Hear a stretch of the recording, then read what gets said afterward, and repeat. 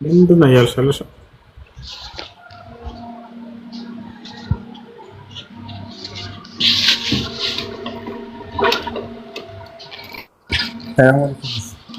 ወአለይኩም ሰላም።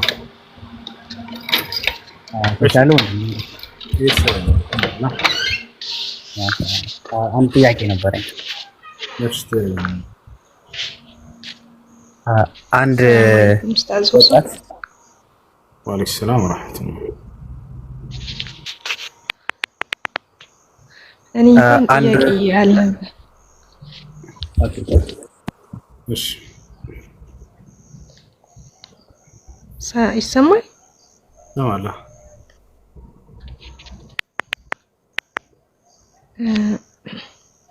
እንትን እኔ ሁሌ ስገባ ማለት ነው ምንድነው ይሄ እፎይ የሚባል ሰው ነበር መሰለኝ አለና ቲክታክ ላይ እንደዚህ በቃ ከቁርአን ጥቅሶችን እያወጣ እንደዚህ የማያውቁ ሰዎችን ያወያያል እና ብዙ ጊዜ ለምን ከሁሱ ጋር አታወራ ምለው ነበር እና የማያውቁ ሰዎች ይሄ ሰውዬ አይመልሰውም የምትለውን ጥያቄ ነው ሁሌ የምትጠይቀው እና ለምን ከሁሱ ጋር አታወራም ሁሌ ነበርና ምለው በዚህ ምክንያት ሁላ ሰድቤዋለሁኝ እና እንደው በውስጥ ገብተህ የሆነ ነገር ብትለው ማለት ለሚጠይቀው ጥሩ መልስ ብትሰጥ ስሜት አድርጎት። እሺ ከኔ ጋር እንዳላወራ ነው አይደል አንቺ የምታውቂው? እሱም እንደዛ ነው የሚለው አይደል? ለምን ቤት አደረጋቸዋት? ለሽ ቤቱን አልፈለም ሳልፈቅድ ሰው ቤት አታድርጉ ወይም ይሳደብ ወይንም ደግሞ ሌላ እንትን የሚል ካልሆነ በስተቀር ቤት አታድርጓቸው አድርጎች። እሺ ለመጨረሻ ጊዜ እንገራችሁ እኔ ጋር ልክ እንዳላወራ አድርጎ ያወራቸዋል ይሄ ሰውዬ። ብዙ ክርስቲያኖችም ይሄን ነው የሚያውቁት። ግን እናንተ ዛሬ ሳትመጡ በፊት ከኔ ጋር መጀመሪያ ያወራው ከሁሴን ጋር በሆስት አውርተህ ታውቃለህ አታውቅም ብላችሁ ጠይቁት ክርስቲያኖች ካላችሁ። ካልዋሻችሁ ወላሂ በደንብ አድርጎ አወርቷል ከኔ ጋር። ምናልባት የዛሬ 2 ዓመት አካባቢ ይመስለኛል የሆኑ ክርስቲያን ልጆች ናቸው መተው እዚህ አይሻን ነብዩ መሐመድ በ9 ዓመት ተገናኝቷታል ወይ አሉኝ። አይ አንዲት የሐዲስ አስተማሪ አይደለችም ይሄ ሰፈር ዱርዬ በዚህ ዓመት አግብቶኝ በዚህ ዓመት ወሲብ አደረገኝ ባል አትልም አላለችም። ከነብዩ ሰለላሁ ዐለይሂ ወሰለም ጋር ትዳር የመሰረተችበት ጊዜ ነፍሱን የገለጸችው። ከዚያ በፊት ወደ ቤት አልገባችም ነበር። ነቢያችን ሰለላሁ ዐለይሂ ወሰለም በቤት ሲያስገቧት ጊዜ አብረው ትዳርን ሲመሰርቱ የተናገረችበት ነው። ተዘወጀኒ ረሱሉላህ ሰለላሁ ዐለይሂ ወሰለም ወአነ ቢንት 6 سنين ወበና ዐለየ ወአነ ቢንት 9 سنين እንደዛ ነው ያለችው አልኳቸው። እንግዲህ አሁንስ ተገናኝቷታል እያለን ነው አይደል? ከዚያ በኋላ እነዚህ ልጆች በቃ ይዛቸውት ነው አልኳቸው። ይዛቸውት ነው አልኳቸው። እነዛ ክርስቲያን ልጆች ሄዱ። ይሄንም ነገራቸው ለሙስሊሞች ሳይሆን ለክርስቲያኖች ለእናንተ ነው ምን ያክል እንደሚጫወትባቸውና እንደሚዋሻቸው ነገራቸው ነው። ከዚያ በኋላ ሄዱ እነዚህ ክርስቲያን ልጆች። አሁን እዚህ የምታወራው እናና ከፊት ያወራ እያለህ ነው ሄድና እሱ ቤት አወራ አሉት። አልሄድም አለ ብለው መጥተው ሲነግሩኝ ጊዜ ችግር የለውም እሺ በሆስት ካልሆነ አልሄድም እያለ ነው በሆስት ይምጣ እንዲያሉኝ ልጆቹ መጥተው እዚህ አስታውሳለሁ። እሺ ችግር የለውም አልኳቸውና ከገዝት ሁላቸውንም አወረድኩኝ። ለእናንተ ስል ችግር የለውም አልኳቸው። ሄደው ጠሩት። በሆስት መጣ። እስካሁን ድረስ ቪዲዮ አለ ሄዳችሁ ፈልጋችሁ ክርስቲያን ማየት ትችላላችሁ። ታታችኋል። በሆስት መጣና ከኔ ጋር ማውራት ጀመረ። ሰላም ነው እንዴት ነህ አልኩት። ደህና ነኝ አለ። እንዳው የሆኑ ክርስቲያን ልጆች ነብዩ መሐመድ አይሻ በ9 ዓመቷ ተገናኝቷታል እያለ ነው ብለው ነበር። እውነትህን ነው አልኩት። አዎ እውነቴን ነው አለ። በቃ እንግዳውንስ ያው ክፈተውና እንደሱ ያለችበትን ቦታ አሳየን አልኩት። በቃ ሊያሳይ አልቻለም። መጨረሻውን ታዲያ ያገባት ለምንድን ነው ነብዩ መሐመድ አይሻን ብሎ ያን የብልግናውን ቃል መጠቀም በማንችለው ማለት ነው። ገብታችኋል? እንትን አደረጋት አላደረጋት እኔ ምን አገባኝ ብሎ ተሳድቦ ሄደ። ይሄ ቪዲዮ እስካሁን ድረስ አለ። ማስረጃ አምጣ ሳይችል ጊዜ በሚያፋጡት ሰዎች ፊት ቶሎ ብሎ ስሜታዊ አድርጎ ተሳድቦ ምናምን ላጠብል አይነት ሰው ነው። ይሄን እናንተ ማድረግ ትችላላችሁ። አንድ ክርስቲያን እዚህ ገብቶ ተሳዳቢ ክርስቲያን ማድረግ ይችላል። ታቻለ አይደል? ከዚያ ጊዜ በኋላ ከኔ ጋር ተገናኝቶ አያውቅም።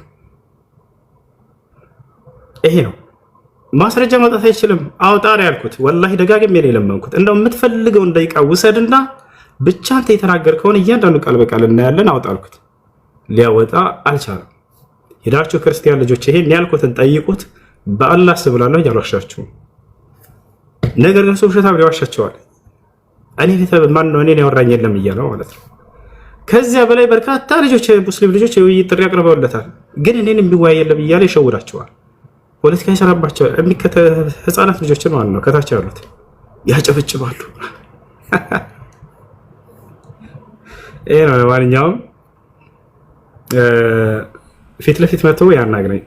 ፊት ለፊት መጥቶ የዛን የጀመርከውን ፋይል ደግመያችን ፋይል ክፈታት መጥቶ አይሻን እንደዚህ አድርጎ የተናገረውን ሁሉ እዚህ መጥቶ ማውራት ይችላል። ችግር የለም። እኔም በቤት እሄዳለሁ። እሱ እዚህ ከመጣ ማንኛውንም እዛ የሚቀደደውን እዚህ እኔ አድሚን አደርገዋለሁኝ፣ ትልቁ ላይ አደርገዋለሁ፣ እኔ ትንሿ ላይ ሆናለሁኝ። እንደፈለገ እዚህ ቦታ ላይ መጥቶ እዛ የሚናገረውን ነገር ከፍቶ ማውራት ይችላል።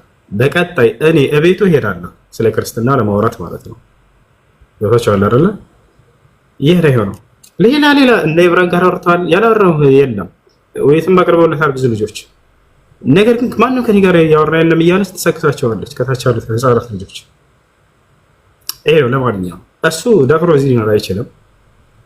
ከሙስሊሞች ቤት አይገባም። በቤቱ ሆኖ እንደፈለገ መቀደር ነው የሚፈልገው።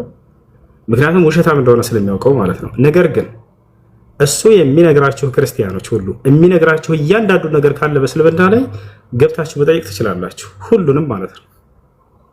ገብታችኋል አይደለ? ማንኛውም ጥያቄ ካላችሁ እኔ ምን የምነግራችሁ ውሸታም አንድ የሌለ ነገር ነው የሚነግራችሁ። አውቆ ሊሸውዳችሁ እዚህ ቁጥር ላይ ብሎ ይሸውዳቸዋል። እውነት ይመስላችኋል እነሱ። ምክንያቱም ሄደው እንደማያረጋግጡ ያውቃሉ። ገብታችኋል አይደለ? እዛ የሚገቡት ልጆች ምንም እውቀት የሌላቸው ልጆች ናቸው። በእነዚህ እንዴት ነው እናንተ የምትሸውሩት? እንዴት በዚህ እናንተ ላይ ፖለቲካ ይሰራባቸዋል? ገብታችኋል? አንድ ሰው እንኳን ቢያንስ ሄዶ የሚያረጋግጥ የለም። ሙስሊሞች በጀነት 72 ሚስት ያገባሉ ይላቸዋል። ውሸት ነው እንዳለ የሚናገራቸው። ማንኛውም ክርስቲያን ገብቶ ከዚህ በኋላ እዚህ መጠየቅ ይችላል። እናንተ የነገራቸውን ሁሉ እዚህ ማታችሁ ጠይቁ። እሱ ደፍሮ ከሙስሊሞች ቤት አይሄድም። እዚህ ከመጣ አስተናግደዋለሁ፣ ችግር የለውም። በሆስት አንድ ጊዜ አውርተነው ነብዩን እንዲህ ላድርግልህ ብሎ ተሳድቦ ነው የሄደው። ቁጭ ብሎ ደቂቃ ወስዶ መሳደብ ብቻ ነው የሚፈልገው። ይሄን ማንኛውም ክርስቲያን ማድረግ ይችላል። ቦታች አለ አይደለ? ሂድና ሁሴን ቤት አውራ በሉት። እውነትን ይዘህ ከሆነ እሱም በተራው በአንተ ቤት ይመጣል። ስለ ክርስትና የሚያወራው ስህተት ነው የምትለው ከሆነ እሱም በቤቱ ይመጣል። خلاص ከዚህ በኋላ ጥያቄ ያለው መጠየቅ ይችላል። ያላ ክርስቲያኖች ካላችሁ ገብታችሁ ጠይቁ የምትፈልጉትን ጥያቄ። እሱም ይነግራችሁ ሁሉ እንዳለ ውሸት ነው ብዬ ገና ሳትጠይቁ በፊት ውሸታም እንደሆነ እነግራችኋለሁ። ጥያቄ ያለው ይጠይቃል። ያው ኡስታዝ እኔ ጀምሬ ነበር ጥያቄ። የኔ ጥያቄ አንድ ወጣት በዱንያ ላይ እስካለ ድረስ ምን ነገሮች ነው ሊያሳስቡት የሚገባው ኡስታዝ? እሺ አንድ ሰው በወጣትነት በተለይ ወደ ዲኑ ተመልሶ ዲኑን ተምሮ የነቢያቶችን መንገድ ለትውልድ ማስተላለፍ ነው። አምላክ አላህ ሱብሓነሁ ወተዓላ ነቢያቶች የወጣትነት ጊዜያቸው ሲደርስ ነው መለኮታዊ ራዕይ ይገልጥላቸዋል። ገብታቸዋል። ያንን መለኮታዊ ራዕይ ለትውልድ እንዲያስተላልፉ ያደርጋቸዋል፣ ያዛቸዋል። እና ይህ ነው መሆን ያለበትም። የነቢያትን ትምህርት ተምራችሁ አንግባችሁ ለትውልድ ማድረስ፣ ትውልድን ማዳን። ገብታቸዋል። ወደ ነቢያት መንገድ ሰዎችን መመለስ። በነቢያት ትምህርት ስም አንድ እስራኤላዊ ነቢይ መሲሁ ዒሳ ዓለይሂ ሰላምን ሰው እያስመለከ ነው ያለው። ይህን ትውልድ ልትደርሱለት ይገባል። አስተምሯቸው፣ ገስጿቸው። እውቀትን ሸምታችሁ ሰዎችን ወደ እውቀት ተጣሩ፣ ወደ ነቢያት መንገድ ተጣሩ። አላህ ስብሐነሁ ወተዓላ ነቢ ሰለላሁ ዐለይሂ ወሰለም ያስነሳቸውን የቀደሙትን ነቢያት ሁሉ መንገድ ዳግም ለትውልድ ያድሱ ዘንድ ነው። ይወታቸዋል። መተው ነቢ ሰለላሁ ዐለይሂ ወሰለም ሌላ አምላክ አልሰበኩና የአብርሃም የኢስሐቅ የያዕቁብን አምላክ በአንድነት እናምልክ ነው ያሉት። ወተበዕቱ ሚለተ አባኢ ኢብራሂም ወኢስሐቅ ወያዕቁብ ይላል። እኔ አባቶቼን መንገድ የአብርሃም የኢስሐቅ የያዕቁብን መንገድ ተከትያለሁኝ እያሉ እንዲናገሩ አዛቸው። በሌላ ቦታ ላይ ሌላ ኢና አውሐይና ኢለይከ ከማ አውሐይና ኢላ ኑሕን ወነቢይነ ሚን ባዕድህ ይላል። እኔ ከአንተ በፊት ወደ ኖህ፣ ወደ አብርሃም፣ ወደ ሙሴ፣ ወደ ኢስሐቅ፣ ወደ ያዕቁብ ራእይ ሳወርድ እንደነበረው እነሆ ዛሬም ለአንተ እያወረድኩልህ ነው ይላቸዋል። የቀደሙትን የነቢያትን መንገድ ነው ነቢ ሰለላሁ ዐለይሂ ወሰለም ሊሰብኩን የመጡት። በቀደሙት ነቢያት መንገድ ላይ አንድና ብቸኛ የሆነውን አምላክ አምልኩ እያሉ ነው የመጡት። ያ አምላክ ለዘላለም ነዋሪ ነው፣ አይሞትም። እርሱ ያለ የነበረ ለዘላለም የሚኖር ነው። ሁወል ሐዩ ላ ኢላሃ ኢላሁ ይላል። እኔ ዘላለም ህያው ነኝ፣ ከእኔ በስተቀር ሌላ ማንም አምላክ የለም እያለ ይናገራል አላህ። ወተወከል ዐለል ሐይ አለዚ ላ የሙት፣ በፍጹም በማልሞተው በሆንኩት በእኔ ላይ ተመካ እያለ ይናገራል። አላሁ ላ ኢላሃ ኢላ ሁወል ሐዩል ቀዩም። ጥያቄ አለ? ቀጥል። እሺ ከሚዛን ጥያቄ ካለ ጠይቅ።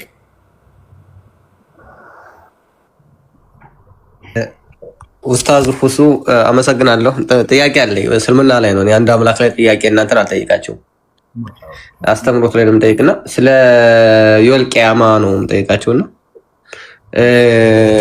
ስለዚህ ጊዜውን፣ ሰዓቱን እና ምልክቶች ማወቅ ይቻላል በእስልምና?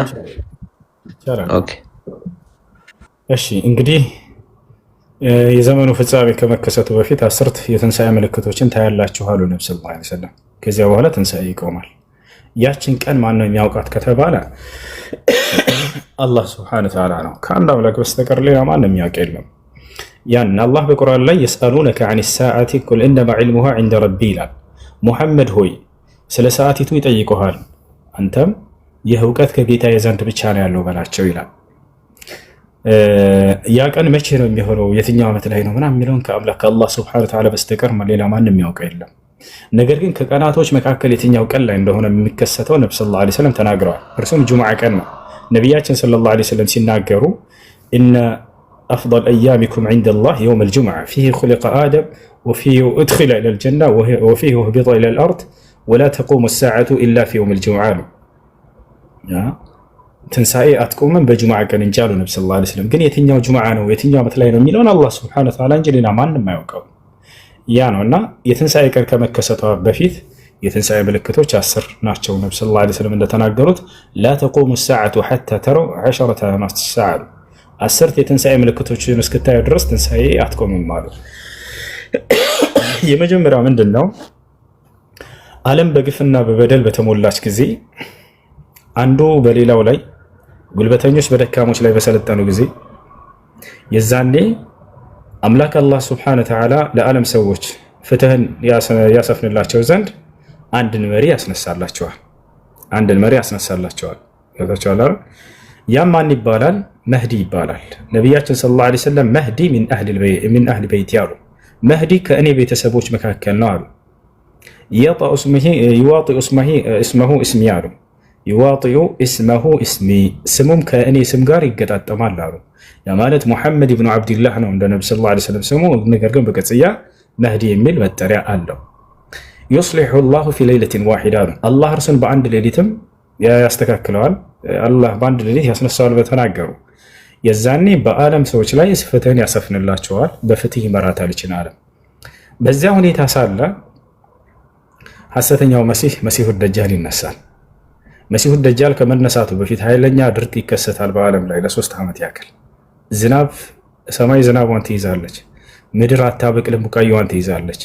በዓለም ላይ የዛኔ ኃይለኛ ረሃብ ይሆናል። በዚህ ሁኔታ ላይ ሳለ ደጃል ይመጣል፣ ሐሰተኛው መሲህ። የዛኔ ሐሰተኛው መሲሁ ደጃል ይመጣል። እሱ የዚህ ዓለም ገዥና አምላክ እኔ ነኝ ብሎ ለሰዎች ይሰብካል። ማሳቻ የሚሆኑ በርካታ ተአምራቶችንም የሚመስሉ ነገራቶች ያደርጋል። በዚህ ሁኔታ ላይ ሳለ ዒሳ ዓለይሂ ሰላም መሲሁ ከሰማይ ይወርዳሉ፣ በመላእክት ታጅቦ ይወርዳል አሉ ነብዩ ሰለላሁ ዐለይሂ ወሰለም።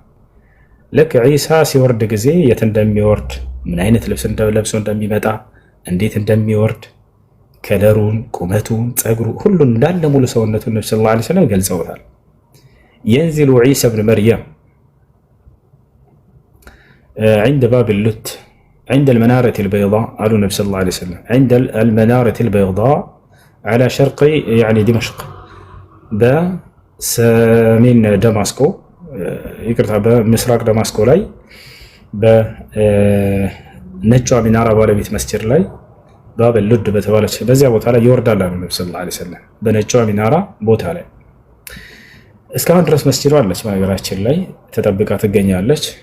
የነጯ ሚናራ ባለቤት መስጂድ ተብላ ትታወቃለች። በምስራቅ ደማስቆ ላይ በዛች ቦታ ላይ ዒሳ ይወርዳል በመላእክት ታጅቦ። ቀጥታ ወዴት ይመጣል? ወደ ኢየሩሳሌም ይመጣል። ወደ ኢየሩሳሌም ይመጣል። ፍልስጤን ላይ መስጂድ አልአቅሳ ሰዎች ሊሰግዱ ተዘጋጅተው ሱብሒን ይደርሳል። የዛኔ ይመጣል። ሰዎች ልትሰግዱ ባላችሁበት ሰዓት ይደርሳል አሉ ነብዩ ሰለላሁ ዐለይሂ ወሰለም። በዚያን ጊዜ እንትን ይላል፣ አሰግደን ትሉታላችሁ፣ ምራን ትሉታላችሁ ብለው ነብዩ ሰለላሁ ዐለይሂ ወሰለም ተናገሩ። ነገር ግን እርሱ ምን ይላል? ኢነሃ ኡቂመት ለኩም ይላል፣ ለእናንተ ነው ኢቃም የተደረገችውና አሰግዱ ይላል። ከዚያም እናንተ ታሰግዳላችሁ አሉ ነብዩ ሰለላሁ ዐለይሂ ወሰለም። ከዚያ በኋላ ቀጥታ ወጥቶ ደጃልን ፍለጋ ይሄዳል። አብረውት ያሉት አማኞች ሁሉ የእርሱ ሰራዊቶች ይሆናሉ። ይሄዳል። በዚያን ሰዓት ከማንም በላይ ደጃልን ሐሰተኛውን መሲህ ተቀብለውት ያሉት አይሁዲዎች ናቸው። ለእኛ ቃል የተገባው መሲህ እርሱ ነው ብለው ያምናሉ። የዚህ ዓለም ገዢ የሆነ ይህን የዚህ ዓለምን ስልጣን የሚያቆናጥጣቸው እርሱ ስለሆነ የዛኔ ይከተሉታል። ልክ እርሱን እየተከተሉ እያለ ነው ነብዩ ሰለላሁ ዐለይሂ ወሰለም ትንቢቱ ላይ ሲናገሩ የኽሩጁ ደጃል ሚን አርድ ኹራሳን ፈየትበዑሁ 70,000 የሁዲ ወዐላ ሩኡሲሂም አጠያሊስ አሉ። ሐሰተኛው መሲህ የዘመኑ ፍጻሜ ሲነሳ ጊዜ አይሁዲዎች ይከተሉታል አሉ። ከራሳቸውም ላይ የጦር ልብሶችን ለብሰው ከእርሱ ጋር ይሄዳሉ። ልክ አንድ የንጉስ መሪና ሰራዊቶቹ ከኋላ የጦር ልብስ ለብሰው እንደሚከተሉት በሄደበት ቦታ ይሄዳሉ። አብረው የእርሱ ሰራዊቶች ይሆናሉ። መሲሁ ዒሳ በሚመጣ ጊዜ የዛኔ መህዲና ከእርሱ ጋር ያሉ አማኞች እንዳለ ልክ የሱብሒን ሶላት ሰግደው ሲወጡ ዒሳን ይከተሉታል አማኞች ሁሉ። ልክ እየሄደ እያለ ዒሳ ሐሰተኛው መሲህ ወደ ኢየሩሳሌም እየገባ እያለ ይገናኛሉ ፊት ለፊት። የዛኔ ሲያየውም ጊዜ ዒሳ ሐሰተኛው መሲህ ደጃልን በሚያዩ ጊዜ ይቀልጣል አሉ ነብዩ ሰለላሁ ዐለይሂ ወሰለም። ዒሳ የዛኔ ይዞት የሚመጣው ድንቅ ተአምር አንደኛው ምንድነው? ጠላት ከፊቱ መቆም አይችልም። ጠላቶችን በአይኑ በማየት ብቻ ያቀልጣቸዋል ዒሳ ዐለይሂ ሰላም። ደጃልንም ገና ሲያየው ጊዜ ፈየዙብ አሉ ነብዩ ሰለላሁ ዐለይሂ ወሰለም፣ ይቀልጣል አሉ። ከማ የዙቡ ልሚልሕ ዒንደማ የضዑ ፊል ማ፣ ጨው በውሃ ውስጥ በሚቀመጥ ጊዜ እንደሚቀልጠው ደጃልም የዛኔ ይቀልጣል ዒሳ ሲያየው አሉ። ነገር ግን በቀልጦ እንዲሞት አይፈለግም፣ ገድሎት እንዲሞት ነው የሚፈለገው እና ፈየህሩብ አሉ ነብዩ ሰለላሁ ዐለይሂ ወሰለም። ደጃልም ይሸሻል የዛኔ በቃ ሲያየው መቅለጡ ነው፣ ወዲያው ያመልጣል፣ ይሸሻል። ዒሳም ይከተለዋል አሉ ነብዩ ሰለላሁ ዐለይሂ ወሰለም። ይከተለውና ላ ተህሩብ ሚኒ እነሊ ضርበተን ዐለይክ ይለዋል። ከእኔ አትሸሽ፣ እኔ በአንተ ላይ የተወሰነችልኝ አንዲት ምታለችና ከዚያች አታመልጥም ይለዋል አሉ ነብዩ ሰለላሁ ዐለይሂ ወሰለም። ፈየቅቱልሁ ቢضርበትን ዋሂዳ አሉ ነብዩ ሰለላሁ ዐለይሂ ወሰለም። ዒሳም ሚዛኔ በአንዲት ምት ብቻ ይገድለዋል አሉ።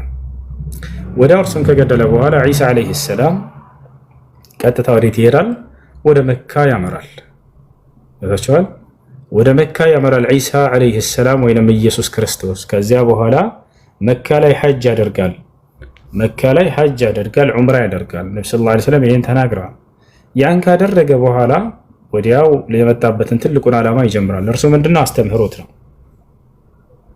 ወደ አንዱ አምላክ ወደ ፈየድዑ الناس الى دين الله አሉ ነብዩ ሰለላሁ ዐለይሂ ወሰለም። ሰውንም ሁሉ ወደ አላህ ይጣራል መሲሁ የዛኔ አሉ።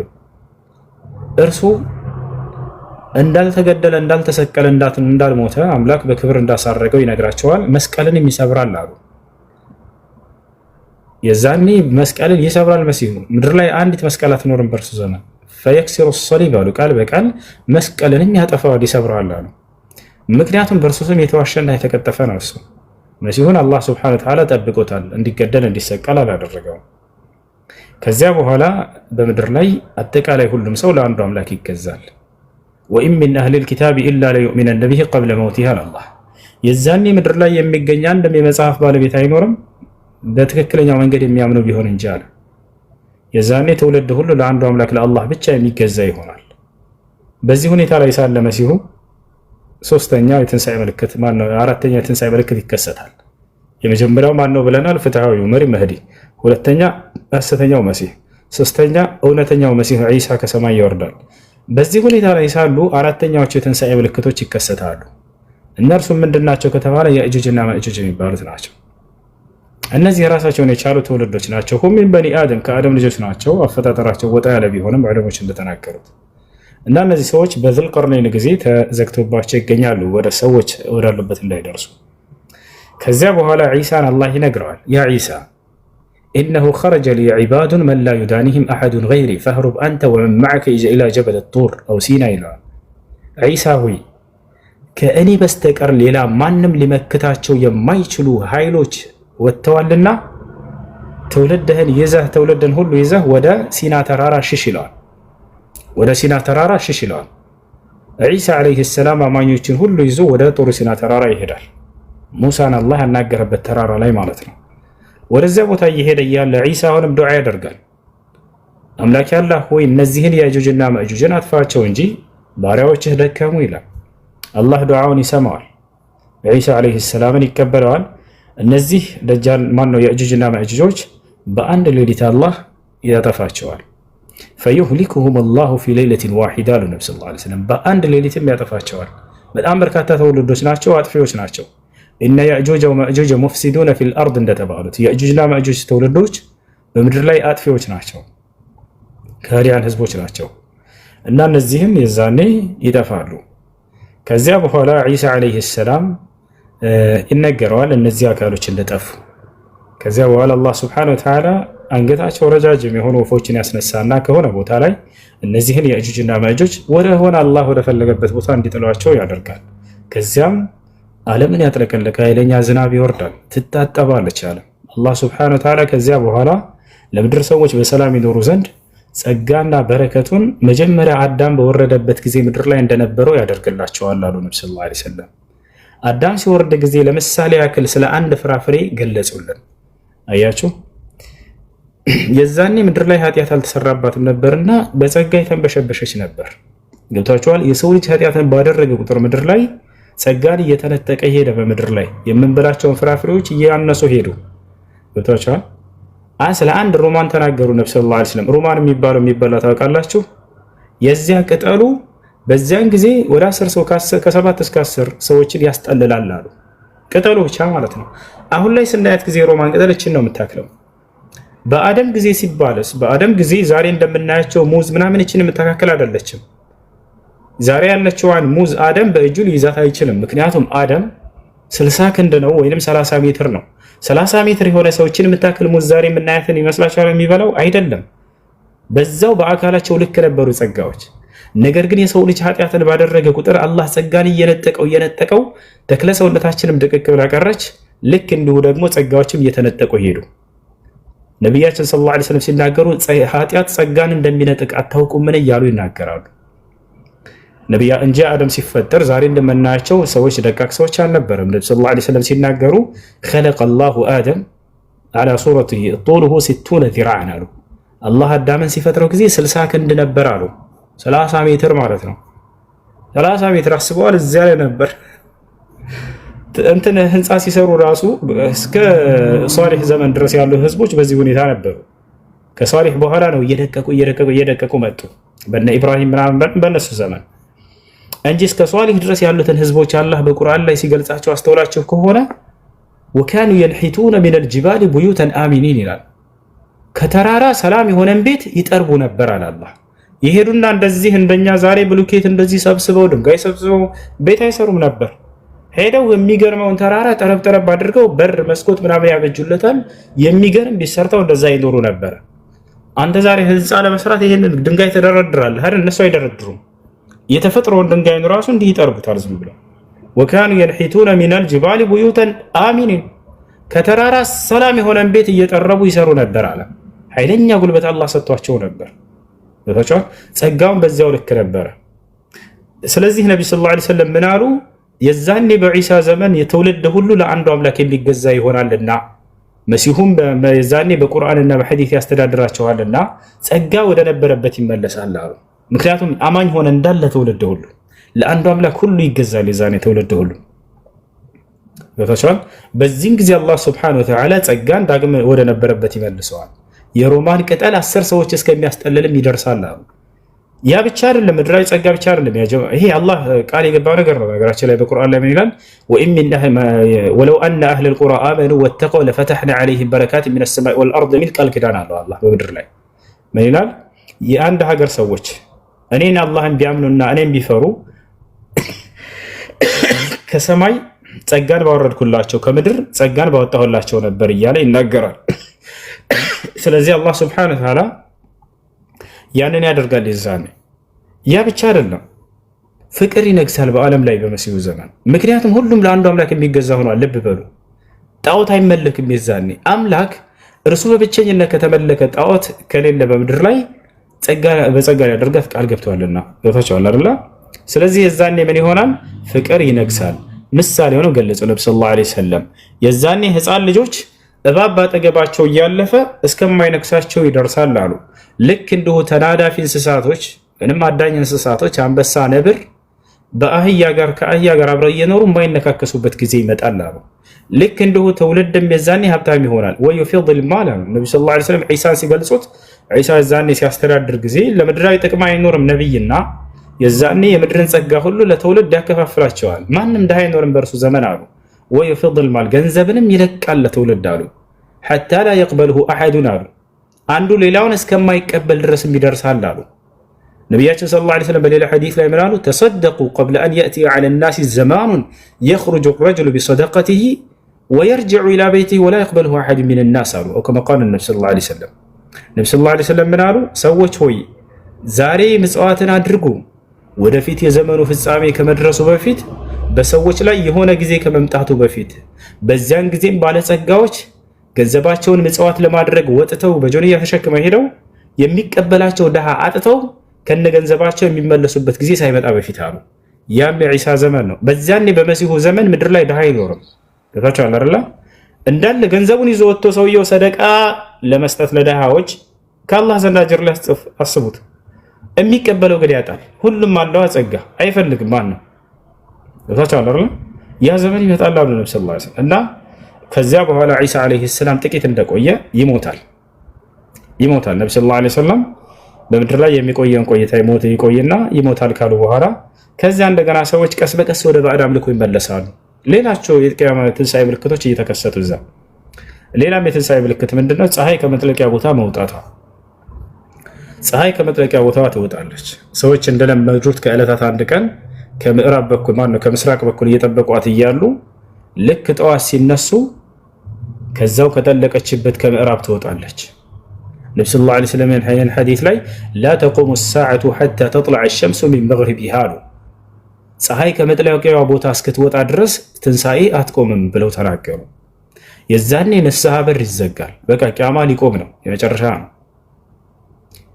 ታቻውን ኢነላህ የቅበሉ ተውበተል ዐብዲ ማ ለም ተጥለዕ ሸምሱ ሚን መግሪቢሃ አሉ። ፀሐይ ከመጥለቂያ ቦታ እስካልወጣች ድረስ አላህ የባሪያውን ንስሐ ይቀበላል አሉ። እና ስለዚህ ከትንሣኤ ምልክቶች አንደኛ ምንድነው? ፀሐይ ከመጥለቂያ ቦታ መውጣቷ ነው። ዳታቻል። ሌላው ዱኻን እንዳለ ትውልድን ሁሉ ዓለምን ሁሉ የሚያጥለቀልቅ ኃይለኛ ጭስ ይነሳል። ልክ እንዲሁ ናሩን ተሕሹሩ ናስ ሚን አልየመን ኢለ ሻም። እነዚህ ሁሉ የሚነሱ የትንሣኤ ምልክቶች ናቸው። መጨረሻ ላይ ንጥቀት የሚባል ነገር አለ በኢስላም። እሱም ምንድነው? የመጨረሻው ጊዜ ላይ አላህ ስብሓነሁ ወተዓላ ለስላሳ የሆነችን ንፋስ ይልካል። የፈተቅብዱ አርዋሕ ኩል ሙእሚኒን ወሙእሚና አሉ። የመጨረሻው እሱ ነው። በቃ የእያንዳንዱን አማኝ ወንድና አማኝ ሴት ነፍስ እያወጣችም ትወስዳለች፣ ትነጥቃለች። ፈየብቃ ሽራሩ ኸልቂላህ። ከዚያም በምድር ላይ መጥፎ የሚባሉ የአላህ ፍጥሮች ይቀራሉ፣ እነርሱም ከሃዲያኖች ብቻ። ፈተቁሙ ዐለይሂም ሰዓ፣ በእነርሱም ላይ ትንሣኤዋ ትቆማለች አሉ። የዓለም ስትፈጸም አማኞች አያዩ። ከዚያ በፊት አላህ ቀድሞ ካነሳቸው በኋላ ምድር ላይ ከሃዲያን ብቻ ይቀራል፣ በእነርሱም ላይ ትንሣኤ ትፈጸማለች። ትንሣኤ ሲፈጸም እንዴት ነው ከተባለ ትንሣኤ ሲፈጸም ጊዜ አምላክ አላህ ሱብሓነሁ ወተዓላ ራሱን የቻለ ያዘጋጀው መልአክ አለ፣ ኢስራፊል ይባላል። ይህ መልአክ የታዘዘበት ስራ ምንድነው? መለከት ላይ እንዲነፋ ነው።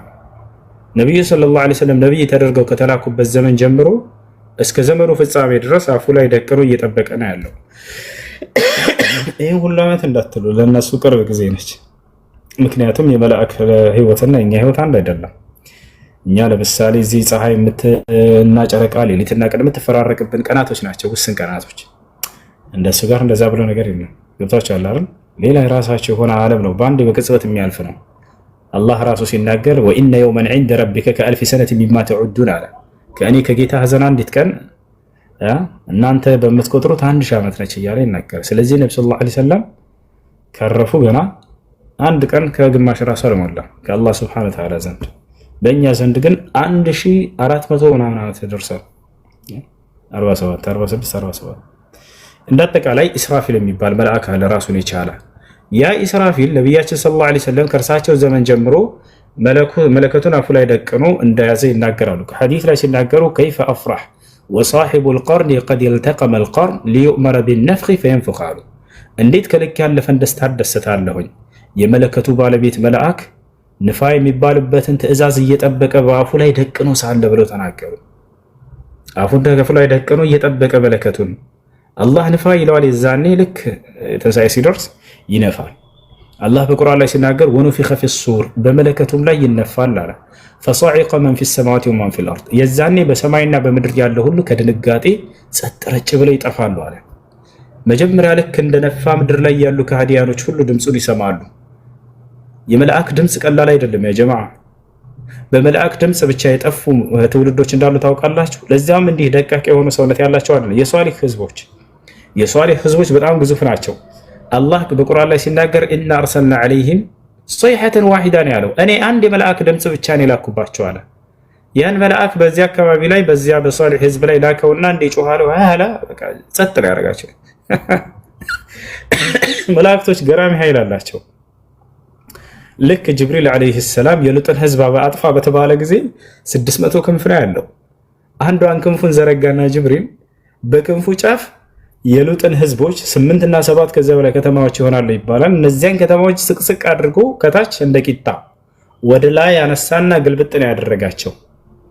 ወጀዐልና ዐሊየሃ ሳፊለሃ ይላል አላህ። ላዩንም ታች አደረኳት እያለ አላህ ይናገራል። አያችሁ ወአምጠርና ዐለይሃ ሒጃረተን ሚን ሲጂል ከዚያም በኋላ የተጠበሰ የድንጋይ እሳትን አላህ ሱብሓነሁ ወተዓላ ከሰማይ አዘነበባቸው። ሙሰወመተን ዐንደ ረቢክ ከጌታ ዘንድ የተሰየሙ ሲሆኑ እነዚያ ድንጋዮች በእያንዳንዱ ድንጋይ ላይ ይች ድንጋይ እከሌን ትምታ የሚል ታዟል። እየመጣች እንዳለ ቅጥቅጥ ነው ያደረጋቸው። እዛቸው እዚህ መላእኮች የተለየ ኃይል አላቸው። ያ ስለዚህ ኢስራፊል የሚባለው መልአክ አንዴ በሚጮህ ጊዜ የምድር ፍጥረት ሁሉ እንዳለ ጸጥ ረጭ ብለው ይጠፋሉ። እዛቸው የምድር ፍጥረት የዛኔ ሰዎች ይሞታሉ፣ አዋፋቶችም ሁሉ ይሞታሉ። ልክ እንዲሁ ደግሞ ጅኖች ይሞታሉ። ልክ እንዲሁ አደምና ሐዋ ከጀነት እንዲባረሩ ምክንያት የሆናቸው ዲያብሎስ ኢብሊስ የዛኔ ነው የሚጠፋው። ምክንያቱም አላህ ምን አለ? ወኑፊኸ ፊሱሪ ፈሰዒቀ መን ፊ ሰማዋቲ ወመን ፊል አርድ ይላል።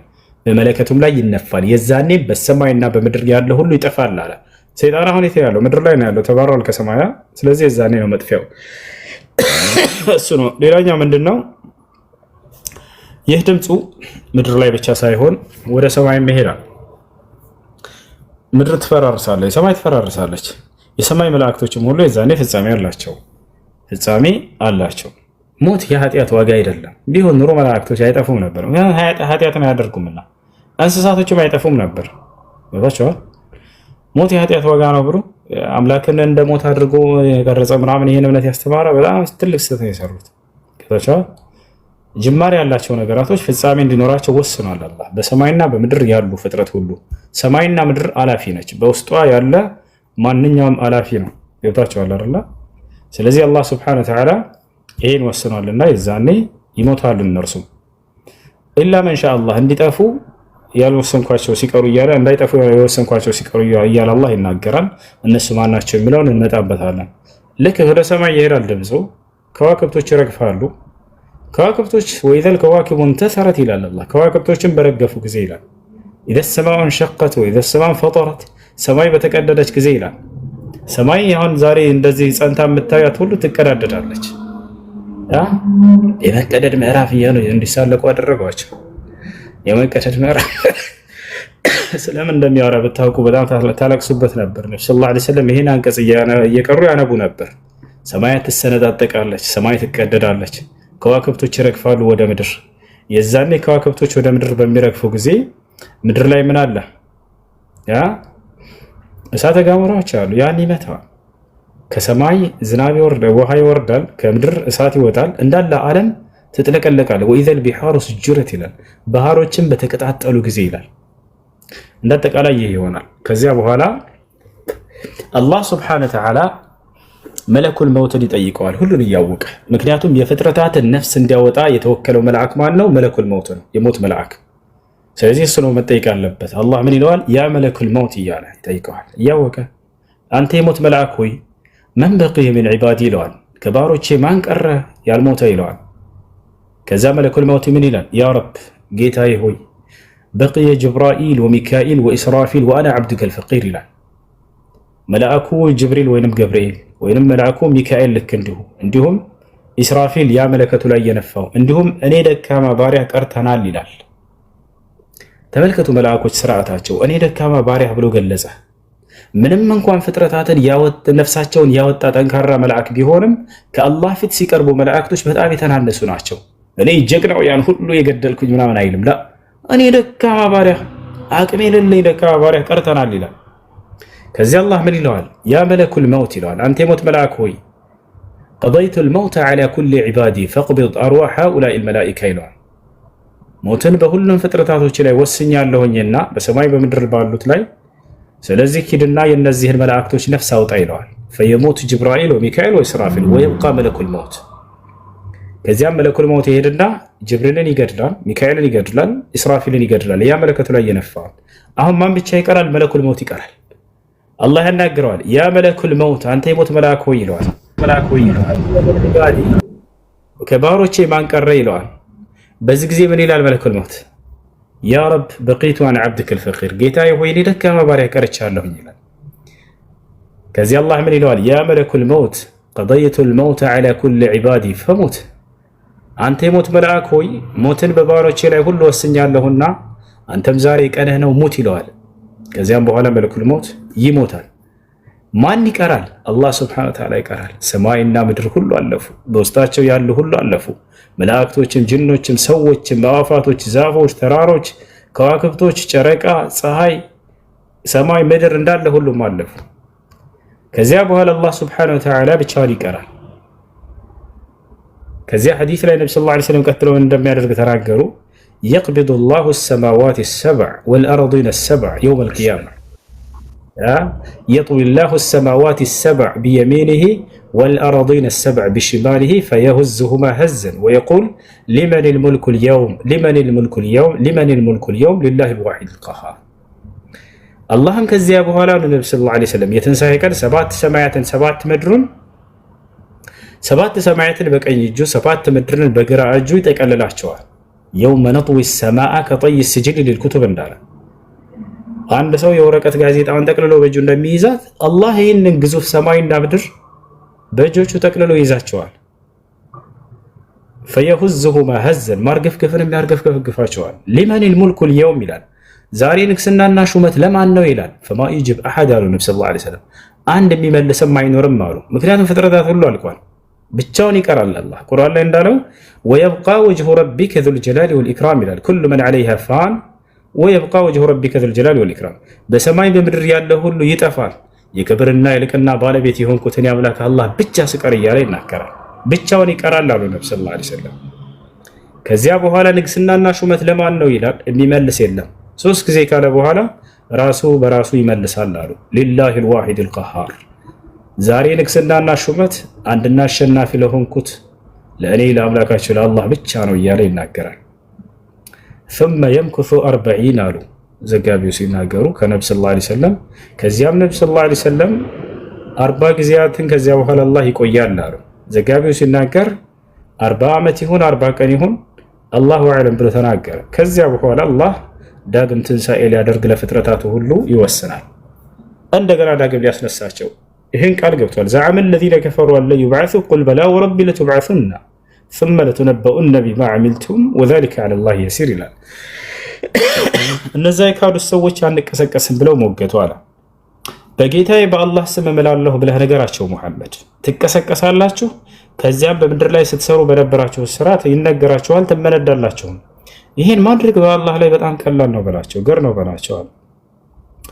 አላህ ቃል እንደገባው ዳግም ትንሣኤ ሊያደርግ ይወስናል። ማን ነው መጀመሪያ የሚያስነሳው? አሁንም መለኩል መውትን ማን ነው? ኢስራፊል ነው መጀመሪያ የሚነሳው። ምክንያቱም 2 ጊዜ ነው መለከት ላይ የሚለፋው። አላህ በቁርአን ላይ እንደተናገረ አንደኛ ዓለም ትፈጸም ዘንድ፣ ሁለተኛ ዳግም ትንሣኤ ይደረግ ዘንድ።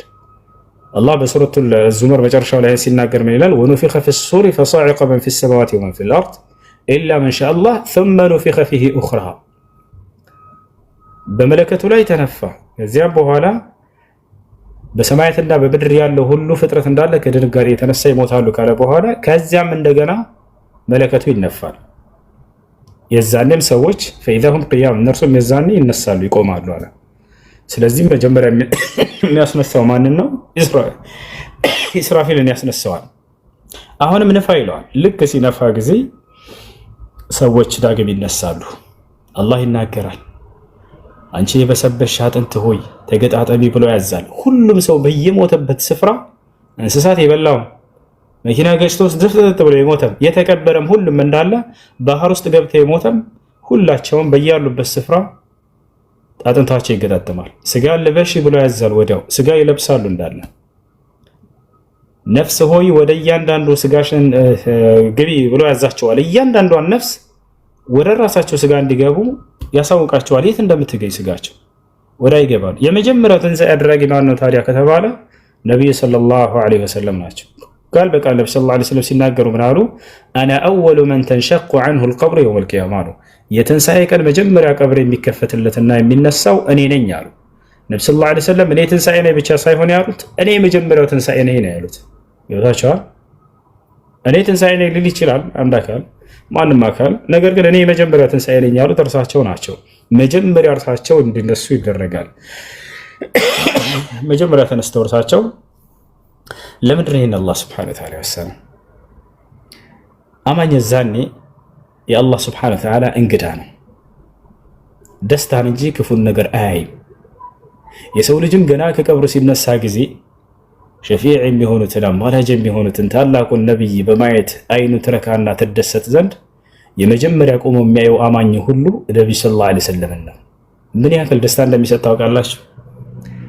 ከፊት ለፊትህ ወይ ጀነት ወይ ጀሃነም ባለበት ቦታ ላይ አማላጅ የሚሆንህልህን አካል አላህ ከፊትህ አስነስቶ ያገናኛል። የውመ ነድዑ ኩለ ኡናሲን ቢኢማሚሂም ይላል አላህ በሱረቱል ኢስራ ላይ። ሁሉንም ሰው በመሪው በማስነሳውና በምጠራው ጊዜ እያለ ይናገራል። እያንዳንዱ ነቢይ ከትውልዱ ያመነለትን ይዞ ይሄዳል ወደ ማሕሸር ቦታ። አላህ ሌላ ዓለም ይፈጥራል። የዛን ያ ጀማ እቺ ምድር ትጠፋለች። የውመ ትበደሉ ልአርድ ገይረ ልአርድ ወሰማዋት። አሁን ካለችዋ ምድር ሌላን ምድር አላህ በሚቀይር ጊዜ ሰማያትንም ልክ እንዲኋላ አሁን የምንኖርባት ምድር የዛኔ ትጠፋለች። የዛኔ ምን አይነት ምድር ነች ከተባለ ነጭ አርዱን በይዳ አሉ ነቢ ሰለላሁ ዐለይሂ ወሰለም። ነጭ ምድር ነች አሉ። ምንም ኃጢአት ያልተሰራባት ተራራ ባታ ጎርባጣ እንደዚህ የላትም። ሜዳ ሰጥ ያለች ትሆናለች። የዛኔ ሰዎች ሁሉ ይሄዳሉ ማሕሸር ቦታ ላይ ለፍርዱ ይቆማሉ። ልክ እዚያ ቦታ ላይ ሲቆሙ ጊዜ ለ50 ሺህ ዓመት ሰዎች ይቆማሉ። ያ ጀማዓ የውም የቁሙ ናሱ ሊረቢል ዓለሚን፣ ሰዎች ሁሉ ለዓለማቱ ጌታ የሚቆሙበት ቀን እያለ ይናገራል። የውመል ቂያማ የትንሣኤ ቀን በጣም ከባድ ቀን ነው። ያቀን የዛኔ ግን ሰዎች ለ50 ሺህ ዓመት ሲቆሙ ፀሐይ የስንዝር ያክል ትርቃቸዋለች። ሁሉም ሰው በየኃጢአቱ ያልበዋል አሉ። እያንዳንዱ ሰው በየኃጢአቱ ይሰምጣል በላቡ። ላብህ ወደ እስከ 7ቱ ምድር ድረስ ይገባል። ከዚያ ከነርሱም የሚያሰምጠዋል አሉ። ወሚንሁም መን የብሉጉ ልዓረቁ ኢላ አንፊሂ አሉ። ወሚንሁም መን የብሉጉ ልዓረቁ ኢላ ፈሚሂ ወሚንሁም መን የብሉጉ ልዓረቁ ኢላ ዐይነይሂ ወሚንሁም መን ዩልጅሙሁ ልዓረቁ ኢልጃመን አሉ ነቢ ሰለላሁ ዐለይሂ ወሰለም። ከሰዎችም ላቡ እስከ አፉ ድረስ የሚደርሳል አሉ። አንዳንዱ እስከ አፍንጫው፣ ከአንዳንዱ እስከ አይኑ ሙሉ በሙሉ የሚያሰምጠውም አለ አሉ። አስቡት፣ በኃጢአታቸው ልክ ነው። ሰዎች ወደ ምድር እንዳለ ሰምጦ 7ቱ ምድር ሰርጎ ገብቶ ላባቸው ከጭንቀት የተነሳ ማለት ነው። ያ ጀማዓ ለ50 ሺህ ዓመት ሲቆሙ ሰዎች አይናቸው እንደዚህ ግጥም አይልም። ታውቃላችሁ፣ ፍጥጥ እንዳለ ነው የሚቀረው ለ50 ሺህ ዓመት ያክል። አላህ በቁርአን ላይ ምን ይላል? ሙህጢዒነ ሙቅኒዒ ሩኡሲሂም ላ የርተዱ ኢለይሂም ጠርፉሁም አለ። አይናቸው እንዲቀጥ ካለበት እንዲች እንኳን ምልስ አትልም ይላል። ወቅተረበ ልወዕዱ ልሐቅ ፈኢዛ ሂየ ሻኺሰቱን አብሳሩ ለዚነ ከፈሩ፣ እውነተኛውም ቀጠሮ ተቃርቧል ሙሐመድ ይላል። የዛኔም የነዛ የካዱት ሰዎች አይናቸው ሻኺሳ ያፈጠጠች ሁና ትቀራለች አለ። ያ ወይለና ቀድ ኩና ፊ ገፍለት ምን ሃዛ ይላሉ። ዋ ጥፋታችን ከዚህ ከከባድ ቀን ዘንግተን ነበር ለካ ይላሉ አለ። በል ኩና ዛሊሚን፣ በእውነትም እኛ ከበዳዮቹ ሁነናል ይላሉ። ነፍሳችንን በድለናል። አላህ ምን ይላል? ኢነኩም ወማ ተዕቡዱነ ሚን ዱኒላሂ ሐሰቡ ጀሃነም ይላቸዋል። እናንተና እነዚያ ስትገዟቸው የነበሩ አማልክት ብላችሁ ያሰባችኋቸው ሁሉ ሁላቸውም የእሳት ማገዶች ናቸው ይላል። አንቱም ለሃ ዋሪዱን እናንተ ለእርሷ ወራጆች ናችሁ፣ ገቢዎች ናችሁ ወደ እሳት እያለ ይናገራል። ታዲያ እዚህ ቦታ ላይ ዒሳም እሳት ሊገባ ነው ማለት ነው። እነ ጅብሪል እነ መርየም ዓለይሂም ሰላም እነርሱ እሳት ሊገቡ ነው። አላህ ሱብሓነሁ ወተዓላ እናንተም ስታመልኳቸው የነበሩትም የእሳት ማገዶ ናቸው ያለው እዚህ ቦታ ላይ ተመላኪው አካል በመመለኩ ወዶና ፈቅዶ ከሆነ ነው። ገብታችኋል? ሳይወድና ሳይፈቅድስ የተመለከ እነርሱን አይመለከትም። ለምሳሌ ዒሳ ዓለይሂ ሰላም መመለኩን ወዷል ወይ? ላ አልወደደም። ጅብሪል ዓለይሂ ሰላም እነ ሚካኤል ዓለይሂ ሰላም መጠራታቸውን መለመናቸው ወዷል ወይ? ላ አይወዱም። መርየም ዓለይሂ ሰላም ተወዳለች? በፍጹም አትወድም። ስለዚህ በመመለኩ ማንኛውም የወደደና ፈቃደኛ የሆነ ኢንካር ያላደረገ ያላስተባበለ እየተመለከ አብሮ እሱም ገቢ ይሆናል። ነገር ግን ነቢያቶች እንዲሁም ደግሞ አላህ ስብሐነሁ ወተዓላ ያወደሳቸው አካሎች በቁርአን ላይ በፍጹም እንዲመለኩ አልፈለጉም። ከዛ በኋላ እንቀጥል። ለ50 ሺህ ዓመት ሰዎች ይቆማሉ በአንድ መሬት ላይ። ለ50 ሺህ ዓመት ከመቆማቸው በፊት ግን አላህ ስብሐነሁ ወተዓላ በአርሽ ጥላ ስር በክብሩ በዙፋኑ አስቀምጧቸው የሚያስጠልላቸው አካሎች አሉት። ማን ናቸው ከተባለ 7 አይነት መገለጫ ያላቸው ሰዎች ናቸው። ከሰባቱ አንዱ ያለው እንኳን ከነዚያ ይሆናል። ከቻለን 7ቱን ካልቻለን 6ቱን ካልቻለን 5 ካልቻለን 4 እንደ አንድ እንኳን እንዳትጠፋብን ልንገራችሁ። ከአርሽ ጥላ ስር የሚጠለሉት እነዚህ ናቸው። ከነዚህ ባህሪያቶች አንዱ ያለበት ከአርሽ ጥላ ስር ይጠለላል። ጊዜያቱም ዘመኑም 50 ሺህ ዓመት ሆኖ አያልፍበትም። ታዲያ ምን ያክል ነው ከተባለ ከዝሁር እስከ አስር እንዳለችው ባጭር ጊዜ ያልፍለታል። ቃለ ነብዩ ሰለላሁ ዐለይሂ ወሰለም የውመል ቂያመቲ ዐለል ሙእሚኒን ከማ በይነ ዙህሪ ወልዐስር አሉ። በአማኞች ላይ ያቺ የትንሣኤዋ ቀን 50 ሺህ ዓመት የተባለችው ከዝሁር እስከ አስር እንዳለችው ጊዜ ሆና ታልፍላቸዋለች አሉ። ይሄን ማድረግ ይችላል አላህ ሱብሓነሁ ወተዓላ። እዛ ሰው 50 ሺህ ዓመት እየቆሙ ከሃዲያኖችና መናፍቆች፣ በአማኞች ላይ ግን ያ ሁሉ ዘመን ጥር ብሎ ከዝሁር እስከ አስር እንዳለችው ብቻ እንድታልፍ ማድረግ ይችላል። ይህንንም በምድር ላይ አድርጎ አሳይቶናል። በቁርአን ላይ ከጠቀሳቸው ታሪኮች አንዱ ማን ናቸው? አስሐቡል ከህፍ የዋሻው ሰዎች ሞተዋል አልሞቱም? የዋሻው ሰዎች አልሞቱም። እንቅልፍ ለቀቀባቸው አላህ ሱብሓነሁ ወተዓላ ከ309 ዓመት በኋላ ቀሰቀሳቸው።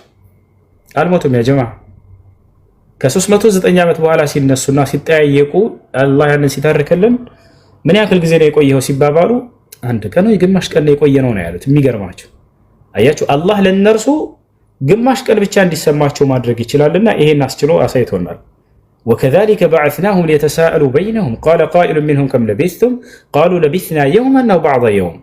ምን ያክል ጊዜ ቆያቸው ሲባባሉ አንድ ቀን ወይ ግማሽ ቀን ነው ያሉት። ከዛሊከ ዑዘይር ሱረቱል በቀራ ላይ ታሪኩ ተጠቅሷል። አለዚ አማተሁ ላሁ ሚአተ ዓም ሱመ በዐሰሁ ቃለ ከም ለቢስተ ቃለ ለቢስቱ የውመን አው በዕደ የውም። ኡዘይርን አላህ ስብሐነሁ ወተዓላ ሙት አለው እና ልክ ሲቀሰቀሰው ጊዜ ምን ያክል ጊዜ ቆየህ ሲለው አንድ ቀን ወይ ግማሽ ቀን አለ። ከዛሊክ ልክ እንዲሁ አላህ ስብሐነሁ ወተዓላ የውመል ቂያማ ለ50 ሺህ ዓመት ያክል እየቆሙ ከሃዲያኖች የዛኔ አማኞችን ግን ከዙሁር እስከ አስር እንዳለችው ብቻ ጊዜ እንዲያልፍላቸው ያደርጋል። ነገር ግን እነዚህ 7 አይነት መገለጫ ያላቸው ሰዎች ማን ናቸው? በደንብ አስተውሉ። ቃለ ነቢዩ ሰለላሁ ዐለይሂ ወሰለም ሰብዐቱን ይظልሁም ላሁ ፊ ظልህ የውመ ላ ظለ ኢላ ظሉህ። ነቢያችን ሰለላሁ ዐለይሂ ወሰለም ምን አሉ? 7 አይነት መገለጫ ያላቸውን ሰዎች ከአላህ ጥላ ውጭ ከአርሽ ጥላ ስር ውጭ ሌላ ማንም ጥላ በሌለበት ጊዜ አላህ የዛኔ እነዚህን ሰዎች በአርሽ ጥላ ስር ያስጠልላቸዋል አሉ። ምንም ክፉ ነገር ያገኛቸው እነዚህ ሰዎች አንደኛ ኢማሙን ዓዲል ፍትሃዊ መሪ ሲባል የግዴታ መንግስት መሆን አይጠበቅብህም። በተሰጠህበት ኃላፊነትና ላይ ፍትሃዊ ከሆንክ አንተ ገብታችኋል አይደል? የዛኔ አላህ ሱብሓነሁ ወተዓላ የትንሣኤ ቀን ከአርሹ ጥላ ስር ያስጠልላቸዋል። መሪም ሊሆን ይችላል፣ ከመሪም በታች ከመንግስት በታችም ሊሆን ይችላል። የትኛውም ቦታ ላይ አሚር ተደርገሃል፣ መሪ ተደርገሃል። በዚያ ቦታ ላይ አንተ በፍትህ በቁርአንና በሐዲስ እንጂ ሰዎችን አትዳኝም። ገብታችኋል አይደል? የዛኔ አንተ ከነዛ ትሆናለህ።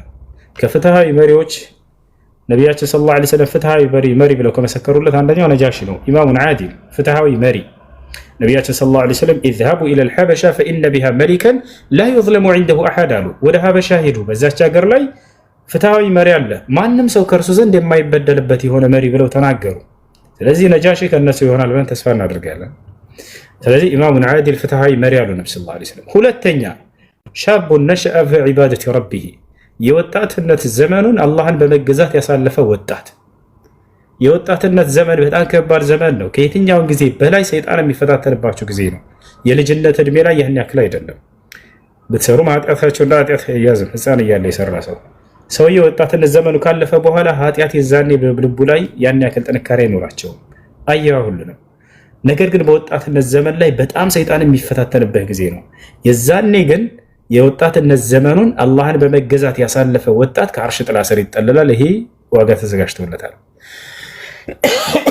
አላህን በወጣትነት ዘመኑን አላህን በመገዛት ያሳለፈ ወጣት ይህ ወንድንም ሴትንም ያጠቃልላል። እሺ አሁን የምነግራቸው ሰባቱም ሁላቸው ወጣቸዋል። የወጣትነት ጊዜዋን አላህን በመገዛት ያሳለፈች፣ አላህ ግዴታ ያደረገባትን የተወጣች፣ በቻለችው አቅም በአላህ ከከለከለው ነገር የራቀች እነርሱም ያጠቃልላል። ሶስተኛ ወረጁሉን ቀልቡሁ ሙዐለቁን ቢልመሳጅድ ልቡ ከመስጅድ ጋር የተንጠለጠለ የሆነ ወጣት። አዛን አይባልም መስጅድ እንጂ አታገኙትም። ይሄ ወጣት የፈለገ ስራ ሊኖረው ይችላል። አዛን ተባል አይደለ خلاص ዘግቶት ይሄዳል። እንዲህ አይነት ሰው አጋጥሟቸው አያውቁም? ሀገራችን ላይ አዛን አለ خلاص በቃ ዘግተው ይሄዳሉ። ከመስጅድ ስመለስ ይልሃል። አንዳንዱስ ቆይ እችል ልሽጥ ይላል። እችል ልሽጥ ይህ ሁሉ ሰው እያለብኝ እንዴት ብለህ ትሄዳለህ ይላል ሰይጣን። ይህ ሁሉ ትርፍ ሊያመልጠህ ነው ይላል። የዛኔ እነዚህ ሰዎች ንግድ አያታላቸው። ሪጃሉ ላ ቱልሂሂም ቲጃረቱን ወላ በይዑን ዐን ዚክሪላሂ ወኢቃመ ሶላት አላላ እና ንግድና ምድራዊ ስራ ከሶላት አላህን ከማውሳት የማያታልላቸው ጀግኖች ብሎ አላህ ጠቀሳቸው። ሪጃል እዚህ ቦታ ላይ ለጾታ አይደለም፣ ከወንድም ከሴትም ሊሆን ይችላል። የአላህን ህግ ጠብቆ የሚሄድ ምድራዊ ስራ የማያታለው የአላህን ህግ ከመጠበቅ እነሱን ይመለከታል። እንዳጠቃላይ ረጁሉን ቀልቡሁ ሙዐለቁን ቢልመሳጅድ ልባቸው ከመስጅድ ጋር የተንጠለጠሉ ሰዎች፣ አዛን ከተባለ ቀጥታ ወደ መስጅድ ሄደው ሶላታቸውን የሚያስቀድሙ ምድራዊ ስራቸውን ጥለው ሄደው የሚሰግዱ እነሱን ይመለከታል። ሴቶችስ ወደ መስጅድ ስለማይሄዱ እነሱን አይመለከትም ወይ? ላ ይመለከታል። ሴቶች ቤታቸው ልክ እንደ መስጅዳቸው ነው። ቃለ ነብዩ ሰለላሁ ዐለይሂ ወሰለም አፍደል መሳጅድ ልመርአ በይቱሃ ብለው ነቢያቸው ሰለላሁ ዐለይሂ ወሰለም ተናግረዋል። የሴት ልጅ በላጩ መስጅዷ ቤቷ ውስጥ ነው አሉ። በሌላ ሐዲስ ላይ ኸይሩ መሳጅድ ልመርአ ቀዕሩ ቡዩቲሃ አሉ። የሴት ልጅ በላጩ መስጅዷ ቤቷ ውስጥ ነው ብለው ተናግረዋል። እሺ ሴቶች መስጅድ ሄደው መስገድ ከፈለጉ ተከልክለዋል ወይ? ላ አልተከለከሉም፣ ይችላሉ። ቃለ ነብዩ ሰለላሁ ዐለይሂ ወሰለም ላ ተምነዑ ኢማ አላህ ሚነል መሳጅድ። ነቢያችን ሰለላሁ ዐለይሂ ወሰለም ምን አሉ? የአላህን ሴት ባሪያዎች መስጅድ ሄደው ከመስገድ አትከልክሏቸው እያሉ ተናግረዋል ማለት ነው። ያቻላርን ይሄ ነው ሶስተኛው።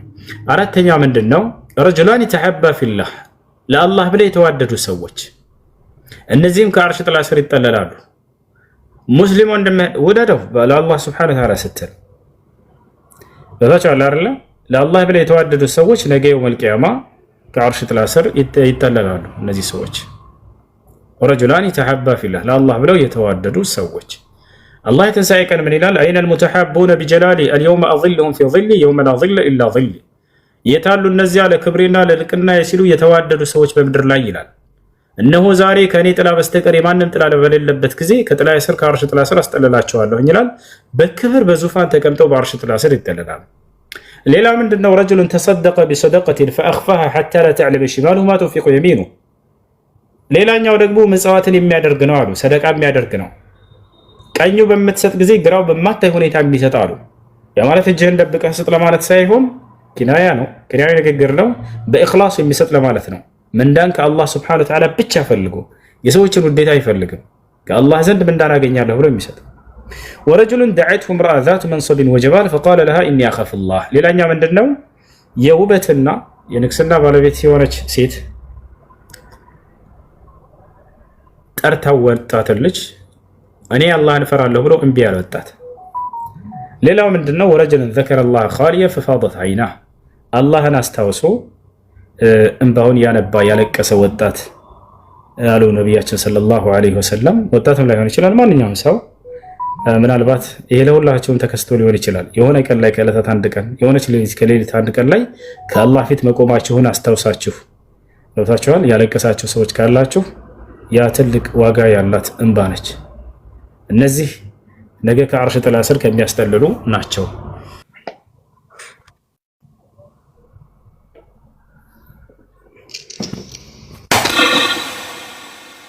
أعوذ بالله من الشيطان الرجيم بسم الله الرحمن الرحيم الحمد لله رب العالمين الرحمن الرحيم مالك يوم الدين إياك نعبد وإياك نستعين اهدنا الصراط المستقيم صراط الذين أنعمت عليهم غير المغضوب عليهم ولا الضالين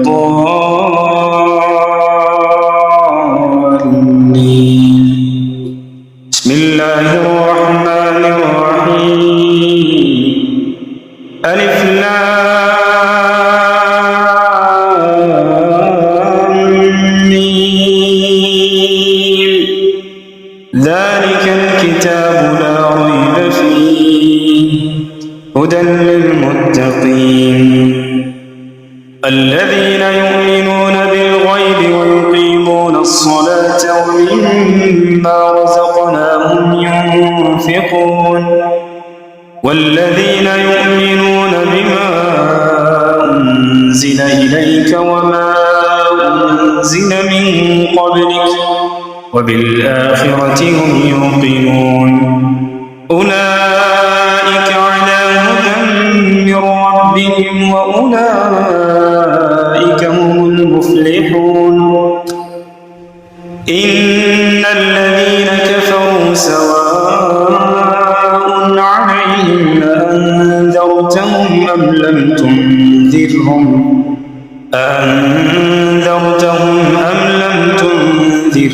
لا يؤمنون ختم الله على قلوبهم وعلى سمعهم وعلى أبصارهم غشاوة ولهم عذاب عظيم ومن الناس من يقول آمنا بالله وباليوم الآخر وما هم بمؤمنين يخادعون الله والذين آمنوا وما يخدعون إلا أنفسهم وما يشعرون في قلوبهم مرض فزادهم الله مرضا ولهم عذاب أليم بما كانوا يكذبون وإذا قيل لهم لا تفسدوا في الأرض قالوا إنما نحن مصلحون ألا إنهم هم المفسدون ولكن لا يشعرون وإذا قيل لهم آمنوا كما آمن الناس قالوا أنؤمن كما آمن السفهاء ألا إنهم هم السفهاء ولكن لا يعلمون وإذا لقوا الذين آمنوا قالوا آمنا وإذا خلوا إلى شياطينهم قالوا إنا معكم إنما نحن مستهزئون الله يستهزئ بهم ويمدهم في طغيانهم يعمهون أولئك الذين اشتروا الضلالة بالهدى فما ربحت تجارتهم وما كانوا مهتدين مثلهم كمثل الذي استوقد نارا فلما أضاءت ما حوله ذهب الله بنورهم وتركهم في ظلمات لا يبصرون صم بكم عمي فهم لا يرجعون أو كصيب من السماء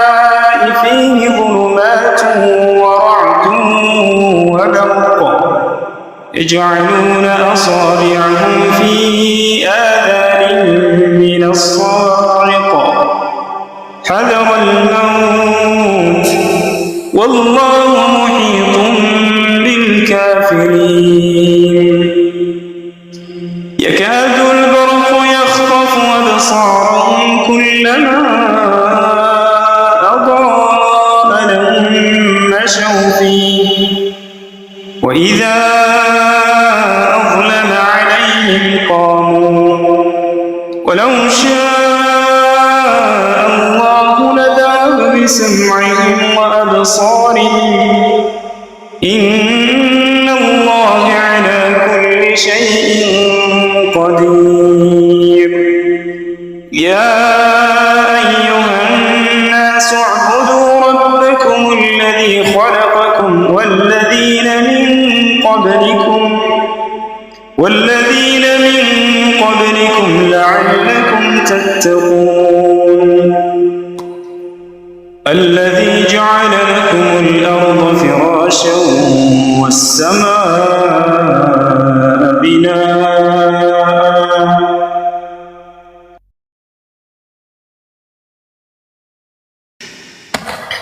وأنزل من السماء ماء فأخرج به من الثمرات رزقا لكم فلا تجعلوا لله أندادا وأنتم تعلمون وإن كنتم في ريب مما نزلنا على عبدنا فأتوا بسورة من مثله وادعوا شهداءكم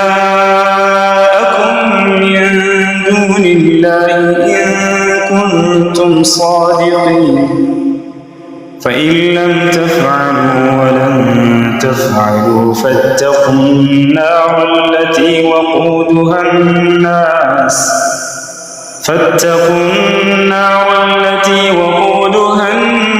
والحجارة أعدت للكافرين وبشر الذين آمنوا وعملوا الصالحات أن لهم جنات تجري من تحتها الأنهار كلما رزقوا منها من ثمرة رزقا قالوا هذا الذي رزقنا من قبل وأتوا به متشابها ولهم فيها أزواج مطهرة وهم فيها خالدون